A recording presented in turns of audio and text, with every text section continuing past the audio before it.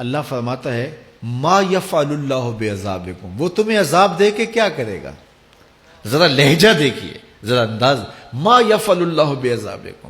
وہ تمہیں عذاب دے کے کیا کرے گا؟ تم اس کی مخلوق ہو،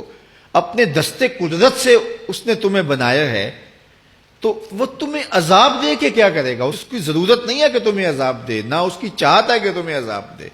کوئی خود چھلانگے لگائے تو اس کی مرضی۔ فرمایا کہ ما یفعل اللہ بعذابکم، وہ تمہیں عذاب دے کے کیا کرے گا؟ ان شکرتم وآمنتم، اگر تم شکر ادا کرو اور ایمان لاؤ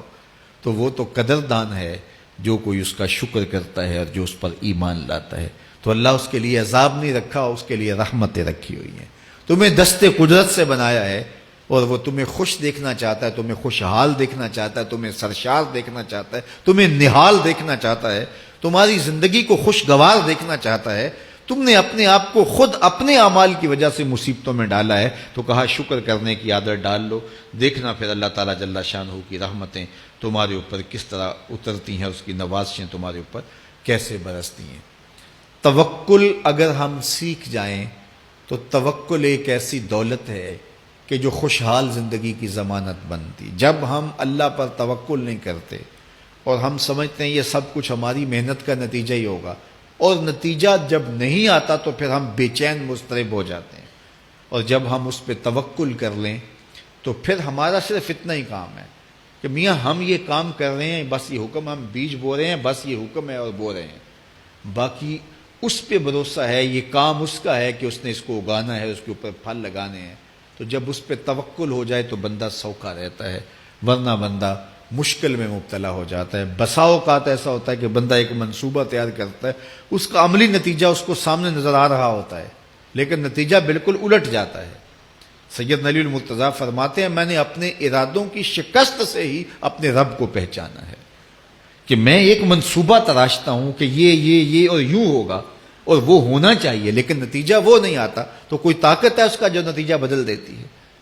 تو بندہ اس طاقت پہ یقین کرتے، اس پہ توکل کر کے جو ہے وہ اس پہ بھروسہ کر لے تو زندگی سوکھی ہو جاتی ہے۔ مغرب میں جو اللہ پر یقین نہیں رکھتے وہ خودکشی کر لیتے ہیں کہ یہ کیوں ہو گیا، ایسا نہیں ہونا چاہیے تھا، لیکن ہم خودکشی اس لیے نہیں کرتے، ہم کہتے ہیں میرا رب جس طرح چاہے اس طرح ہی ہوتا ہے، جو اس نے طے کیا ہوا ہے وہ کر کے رہتا ہے۔ اس لیے تم اس پہ توکل کر لو اور اس پہ بھروسہ کرو۔ حضور علیہ الصلوۃ والسلام نے فرمایا لو انکم توکلون علی اللہ حق توکلہ، اللہ پر توکل کرنے کا جو حق ہے اگر تم وہ ادا کر دے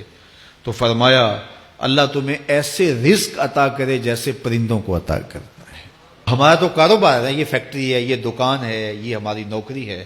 ہم نے یہاں سے کمائی کرنی ہے۔ پرندوں کا کوئی کاروبار نہیں ہوتا، کوئی نوکری نہیں ہوتی، کوئی ٹھیا، کوئی اڈا نہیں ہوتا جہاں جا کے انہوں نے رزق کے لیے کوئی آغاز کرنا ہوتا ہے، بلکہ حضور نے فرمایا تغدو خماسا وتروح بطانا، جب وہ صبح گھر سے نکلتے ہیں تو خالی پیٹ نکلتے ہیں اور انہیں کوئی اپنی منزل کا تعین نہیں ہوتا، جدھر خیال آیا اڑ گئے ادھر، لیکن کبھی ایسا نہیں ہوا کہ شام کو خالی پیٹ واپس آئے ہوں، کہا وہ پیٹ بھر کے آتے ہیں۔ باہو بولے بن توکل پنچھی اڑ دے، خرچ نہ پلے زیرا ہو، جب گھر سے اڑتے ہیں تو ان کے پلے نہ کوئی خرچ ہوتا ہے، نہ راس المال ہوتا ہے، نہ کوئی اوزار ہوتے ہیں، نہ کوئی ہتھیار ہوتے ہیں، کچھ بھی نہیں ہوتا، یوں ہی گھر سے نکلتے ہیں، کبھی بھی خالی پیٹ نہیں آئے۔ فرمایا اگر اللہ پہ پرندے توکل کر لیں تو اللہ اسے بھی عطا کرتا ہے، تم توکل کرو گے تو تمہیں عطا نہیں کرے گا، تو تمہاری زندگی سوکھی ہوگی۔ گھر سے نکلو کام کے لیے، فیکٹری کے لیے، مزدوری کے لیے، لیکن ٹینشن نہیں لینی کہ کیسے ملے گا، کیسے ہوگا، درود پڑھتے جاؤ اور مصطفیٰ کریم پہ سلام پڑھتے جاؤ، وہ تمہارے لیے رزق کے دروازے کھول دے گا۔